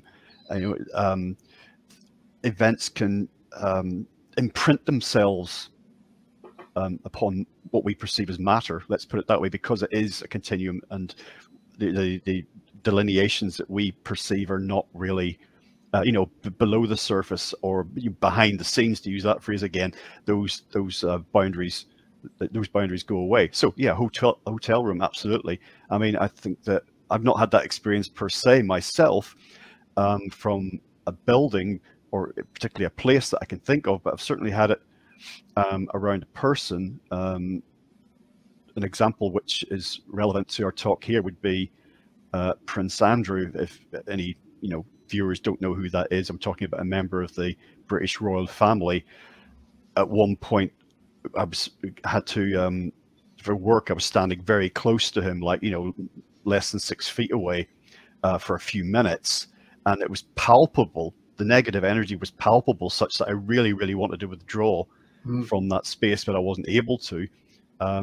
So yeah, I mean that's my initial thought on and certainly on energy and is that I mean, obviously it's a unique experience. I presume it's unique to be standing by a member of the royal family and to have something so palpable. But is that unique or unusual for you to have a felt sense of somebody's negativity without actually having an interaction? I mean, yeah, no, there was no interaction, I should add. If not unique, then certainly very rare. I consider myself to be a good judge of people, and not very often, but occasionally I will encounter someone who I just think, right, well, I'm obviously not going to have anything to do with them. I have to put my finger on it. It's just a feeling. But that way I've just described, that may be the only time. Actually, I can't think of any other time I have a similar experience. Didn't you have a weird anecdote about David Icke? Well, I've got history there, but I wouldn't call it weird as such. People can find, if people want the story behind this, I would, rather than go into it all now, I'd simply say if they go to legalizefreedom.com or Legalize Freedom YouTube channel, I think, did I entitle the video David Icke, Is He Right? If you look up that, you'll find out what Jason's referring to. But I wouldn't put it in the same category by any means. No, yeah, I think I was conflating a couple of stories. One of them might have been from Icke himself. We're getting a bit, this is a sidetrack, but just a quick, curious question. Have you tried to get Icke onto Legalize Freedom? I have not. No, I definitely had an in, having sort of encountered the guy a few times, and I use the phrase "worked with," but again, you'll find that out in the video. No, but I just haven't. No, it would be an easy one, I think, wouldn't it, in terms of like viewers, because whatever you say about the guy, even today, it's like Alex Jones as well. Whatever you say about some of these individuals, they've got a high profile. So if you engage with them, lots of people will want to check that out.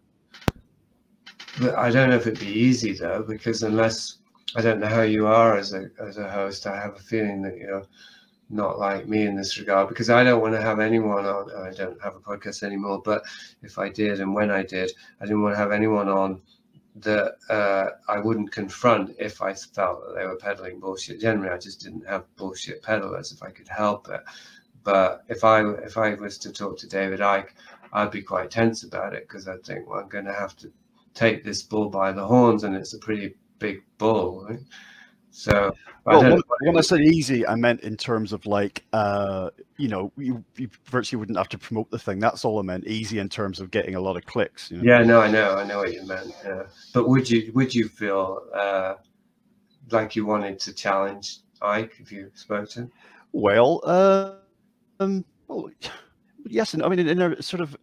I don't go looking for arguments or looking for a fight or whatever, but it seems to me, all I would say on that score, I think this is what you're getting at, is that he's someone who's kind of been on his journey of exploration, discovery, be it spiritual or otherwise, in a very public way.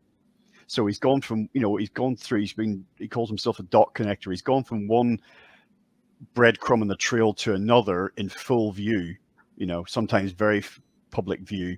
And he's made mistakes, and he's got things wrong, and he's got things right, with everybody looking on, really. So I'd like to think he would acknowledge that, and I think he does.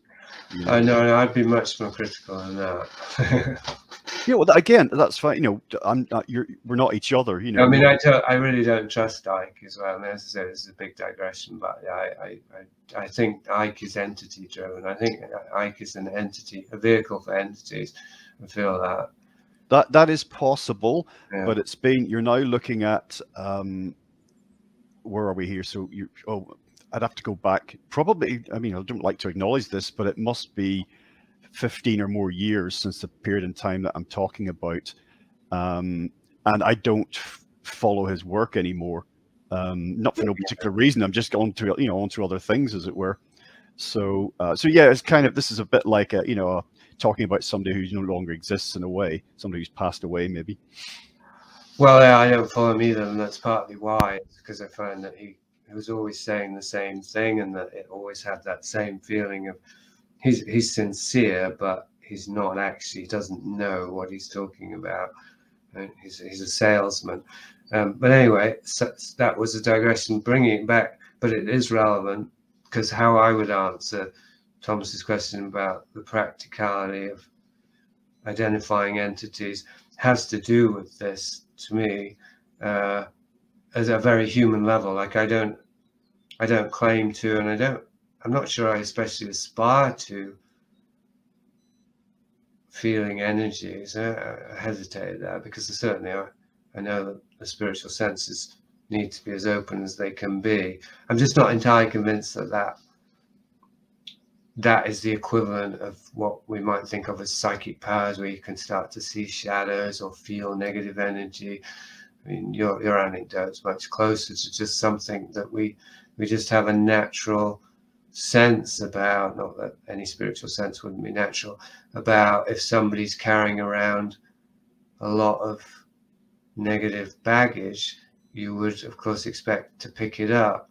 But that must have been a lot, unless you're very sensitive, if you didn't even interact with them. Because what I wanted to say is that my gaze for entities is really a gaze that I think I've spent my whole life trying to develop,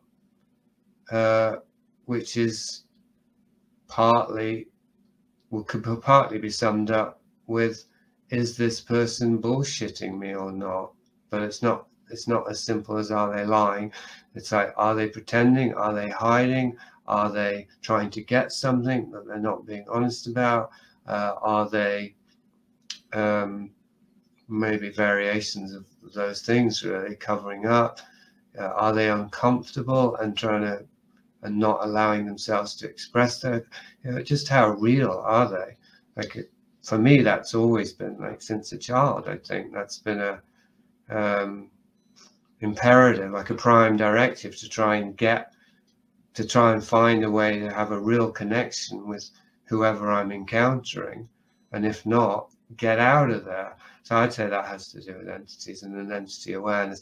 And well, okay, the third way between having the connection and getting out there is addressing it. Like, this person that I'm talking to, and this has to do with observing myself as well, how I'm responding, something is interfering with them, right? So they're bullshitting, or they're hiding, or they're being creepy, or whatever it is. And how can I hack through that noise to get the signal? How can I confront them in such a way? Working in a thrift store, I was constantly getting slimed by customers who would just come in and talk at me.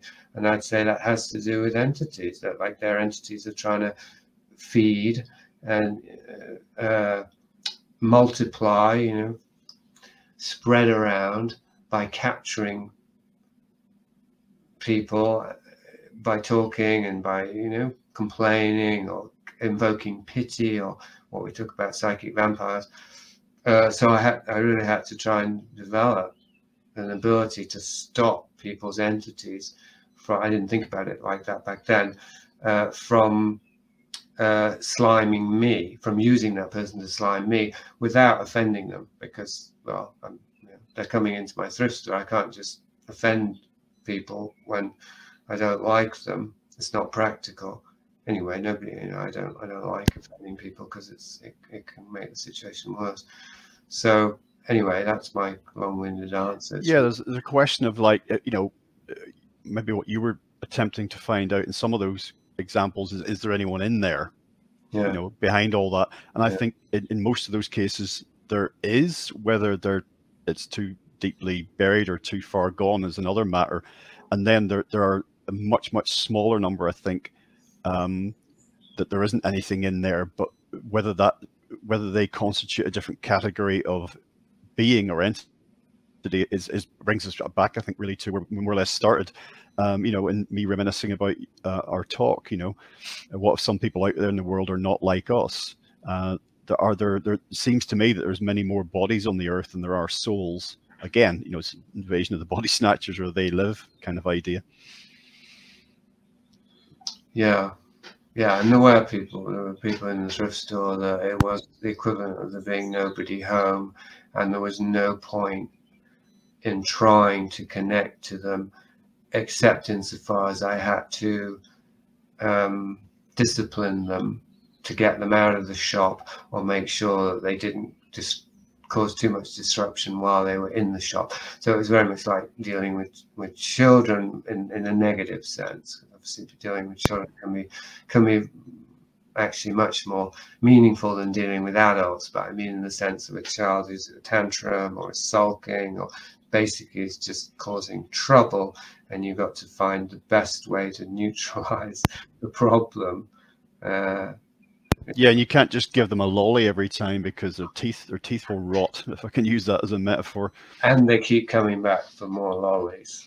Yeah, yeah. I mean, it sounds like we'll have similar experiences at different time frames, maybe. But I mean, even today, I mean, every day, pretty much, today being an exception, I deal with hundreds of people that I've never met before, and it's it's a real lesson in many things that we'll be talking about, and that's why I'm more convinced than ever that that there's something else going on in terms of, you know, categories of being, and that we use the term human maybe a little bit too broadly, you know, and even if this is only a metaphor, that there are different species and subspecies of humans.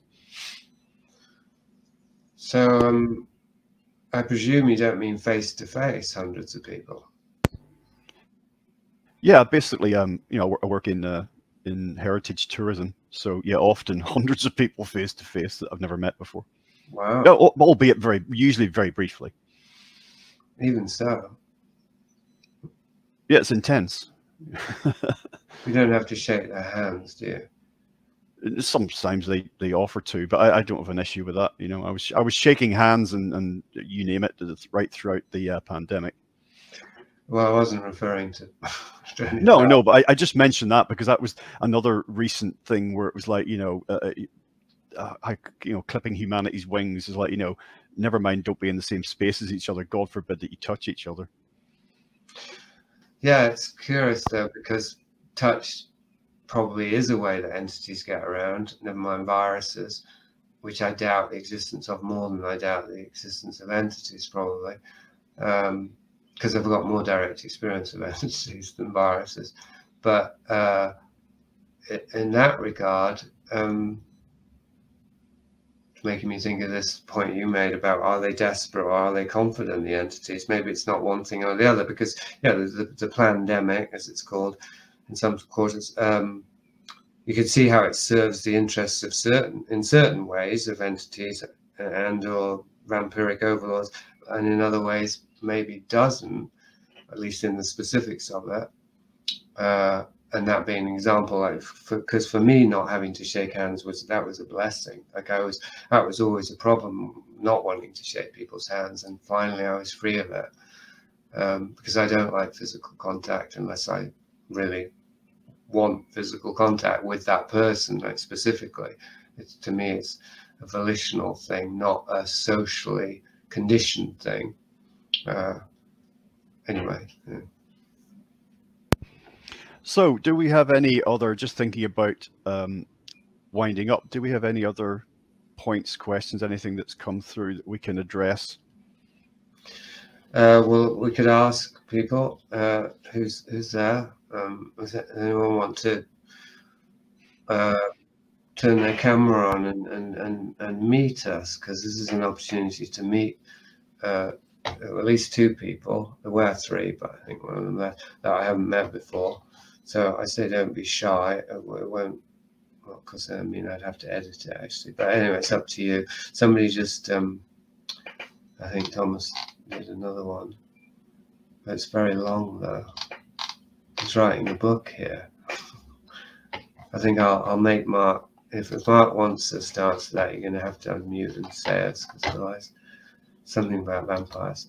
But yeah, you can. Anyone can unmute if they want to ask something.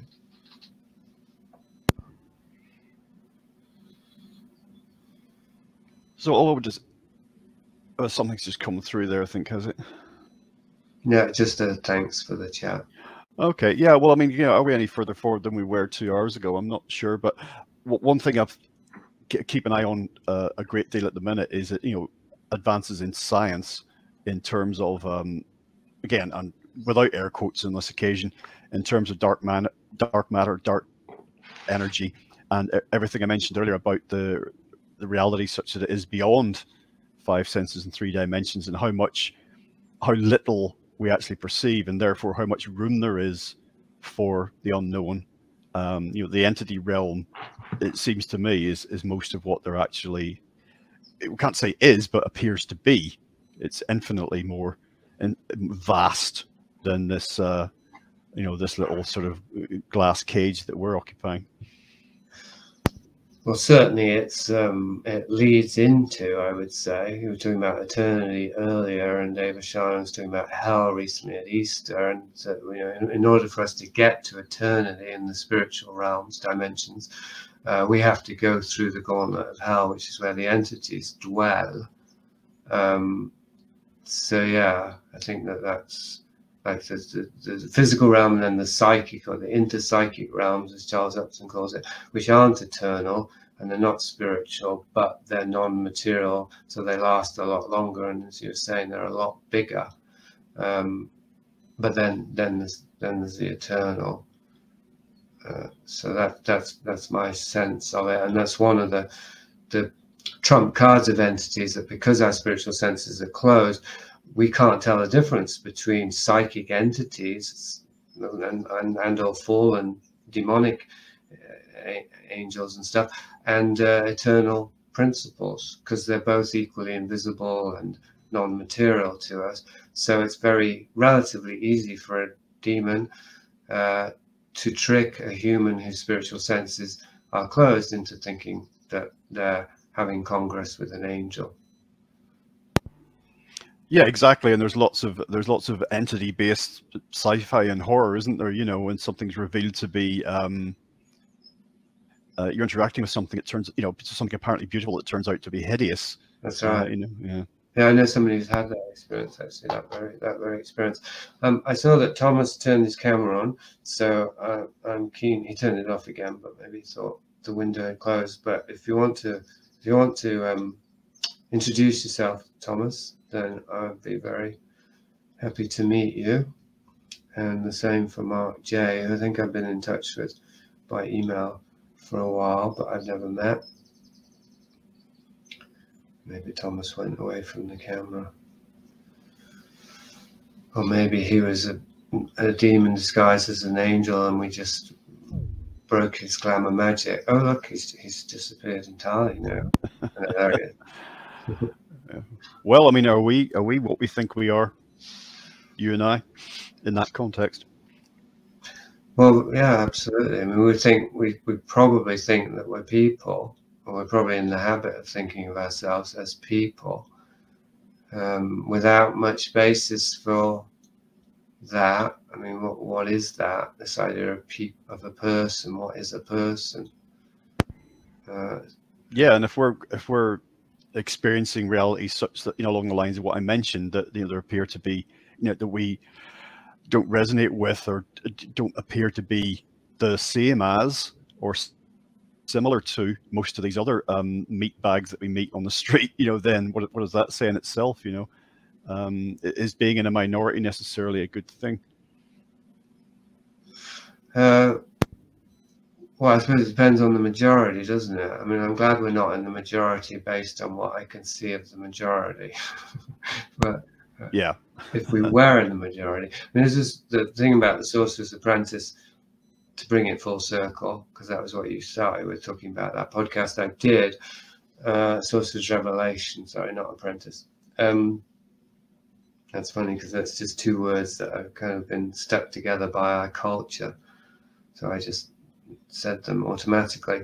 part of that analysis was that many thought forms or soulless bodies had been created in order to prevent those of us who are souls incarnated here from finding each other. So there'd just be this sea of humans, and we wouldn't, with our spiritual senses, because we wouldn't be able to tell the difference between somebody who was real and a non-player character. And so we couldn't find and connect to our team. So we potentially would be lost. I think that's what's behind the drive. Beyond reproduction, you know, the physical idea of like male and female make children, the species goes on. I think that's what is behind the drive. You know, to find someone, you know, we use the phrase, you know, my other half. You know, you feel like you're meeting yourself in a way. If you ever have a relationship like that, or relationships, that's certainly my experience anyway. And that's what, in some ways, keeps us moving forward. You know, it's like heat, warmth, shelter. You know, it's finding the other, finding yourself.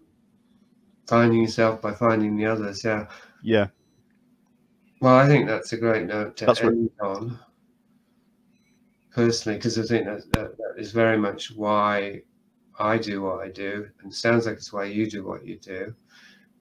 So it's really good to put that front and center. That's why we're doing this. If you're out there, make contact. There's only like 5 of you came today. My God, I sent this out to 2,500 people, supposedly. Obviously not. I thought they were people, but yeah. Well, it is what it is, isn't it? You know, again, we could start an analysis and spend another hour talking about the reasons behind that. You know, so but, yeah. Well, maybe another time, perhaps.